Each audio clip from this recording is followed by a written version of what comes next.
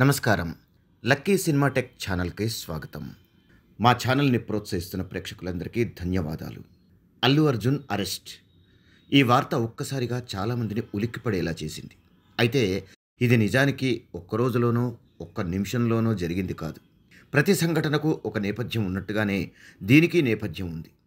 ప్రాథమికంగా మనం ఆలోచించినట్టయితే కారణాలేవేమైనా ఒక నిండు ప్రాణం పోవడం అందరూ విచారించవలసిన విషయం. ఆల్రెడీ ఇప్పటికే ఇటు న్యూస్ ఛానల్స్, అటు సోషల్ మీడియా అల్లు అర్జున్ అరెస్టుకు సంబంధించిన విషయంపై అనేక కోణాల్లో విశ్లేషణలు అందించాయి. చర్వణంగా అవే విషయాలని కాక మనం కాస్త లోతుగా విశ్లేషిద్దాం.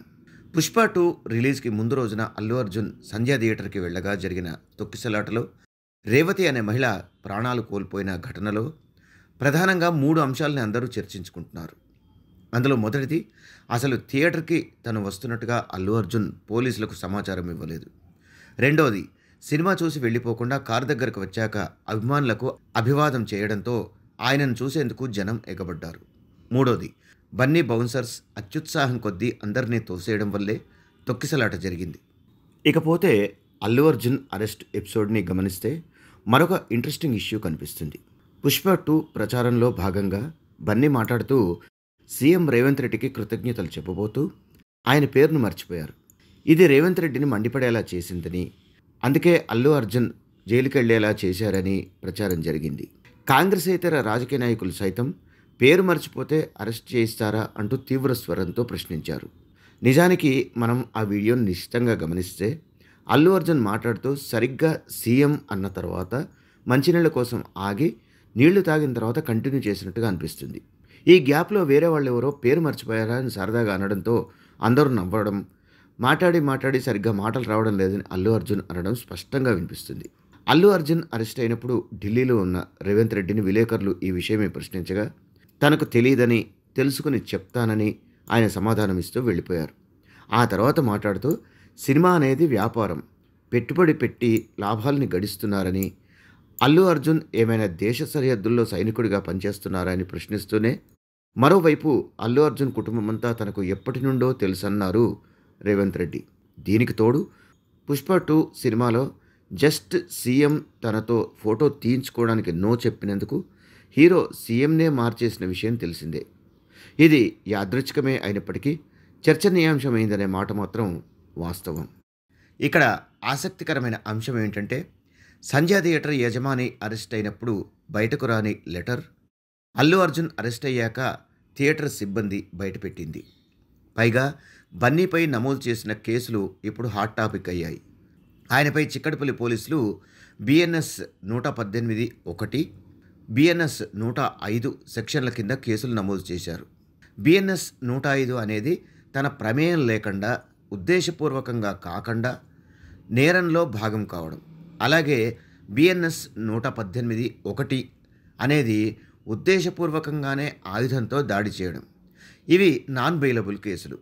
BNS 118(1) ప్రకారం నేరం రుజువైతే 3 ఏళ్ల నుండి 10 ఏళ్ల వరకు జైలు శిక్ష పడే అవకాశం ఉందని, లేదంటే యావజ్జీవ కారాగార శిక్ష కూడా పడే అవకాశం ఉందని, మరోవైపు BNS 105 ప్రకారం 5 ఏళ్ల నుండి 10 ఏళ్ల వరకు జైలు శిక్ష పడే అవకాశం ఉందని న్యాయ నిపుణులు తెలిపారు. ఇక అల్లు అర్జున్ని అరెస్ట్ చేయడం కూడా హడావిడిగా జరిగిందనే చెప్పాలి. బట్టలు మార్చుకుని వస్తానన్నా తనకు సమయం ఇవ్వలేదని బన్నీ ఆవేదన వ్యక్తం చేశారు. దీంతోపాటు పోలీసులతో మాట్లాడుతున్నప్పుడు కాఫీ తాగుతూ కనిపించిన బన్నీ కాఫీ తాగిన తర్వాత పోలీసులతో కాస్త వెటకారంగా నా కాఫీ అయిపోయింది, వెళ్దామా సార్ అనడం స్పష్టంగా వినిపించింది. పోలీసులు బెడ్రూమ్ వరకు వెళ్ళి అల్లు అర్జున్ని అరెస్ట్ చేయవలసినంత అవసరం ఏమొచ్చిందనే విమర్శలు వెల్లువెత్తాయి. జైలుకు వెళ్ళినా తనకేమీ అవదని ఆయన ధీమాగా ఉన్నారా, లేక తన ఒరిజినల్ యాటిట్యూడ్తోనే అలా మాట్లాడారా అనేది అర్థం కాలేదు.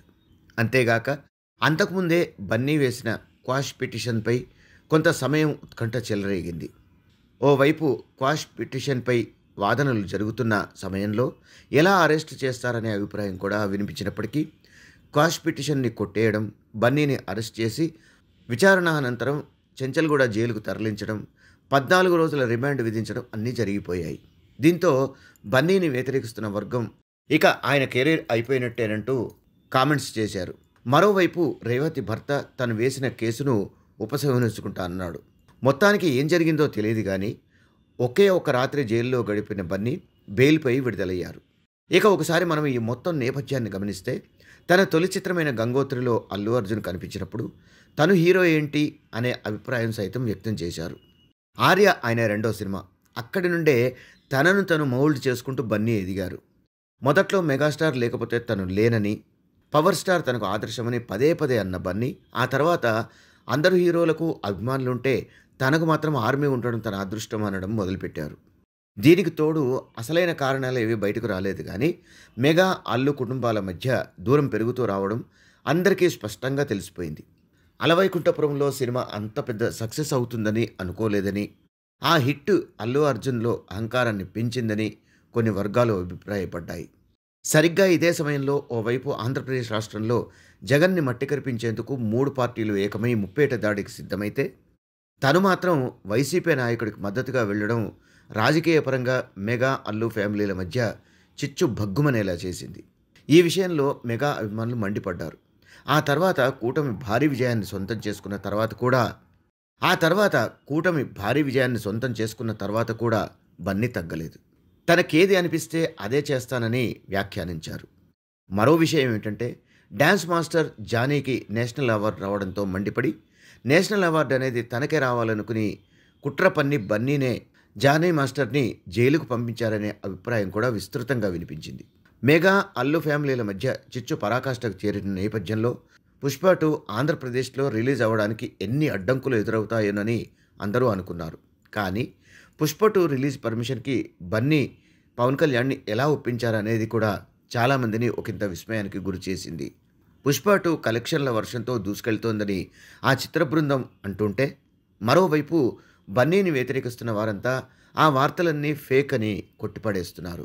జైలు నుండి బెయిల్‌పై బయటకొచ్చిన తర్వాత బన్నీ తను స్వయంగా కారు నడుపుకుంటూ భార్యతో సహా మెగాస్టార్ ఇంటికెళ్లారు. తర్వాత నాగబాబు ఇంటికి కూడా వెళ్లారు. అంతకుముందే మెగా, అల్లు ఫ్యామిలీలు కలిసిపోయినట్టుగా సంకేతాలు వచ్చాయి. దురదృష్టవశాత్తు చనిపోయిన రేవతి కొడుకు శ్రీతేజ్ ప్రస్తుతం ఆసుపత్రిలో చికిత్స పొందుతున్నాడు. అతన్ని అల్లు అరవింద్ వెళ్లి పరామర్శించారు. శ్రీతేజ్ పరిస్థితి ఇప్పటికీ విషమంగానే ఉన్నట్టు డాక్టర్లు చెబుతున్నారు. బన్నీపై పెట్టిన కేసులు ఏమవుతాయి? ఆయన ఇప్పుడు ఎటువంటి నిర్ణయాలు తీసుకుని తన ప్రవర్తనను ఏ విధంగా మార్చుకుంటారనే ఆసక్తి కలిగిస్తోంది అందరికీ. ఈ విషయమై ఏం జరగబోతోంది, ఏం జరుగుతుందనేది వేచి చూడాల్సిందే. చూశారుగా, ఈ వీడియో గనక మీకు నచ్చినట్టయితే లైక్ చేయండి, షేర్ చేయండి. మీ అమూల్యమైన అభిప్రాయాలను కామెంట్స్ రూపంలో తెలిపి మమ్మల్ని ప్రోత్సహించడం మాత్రం మర్చిపోకండి. ఇలాంటి మరిన్ని ఇంట్రెస్టింగ్ వీడియోల కోసం మా ఛానల్ని సబ్స్క్రైబ్ చేసుకోండి.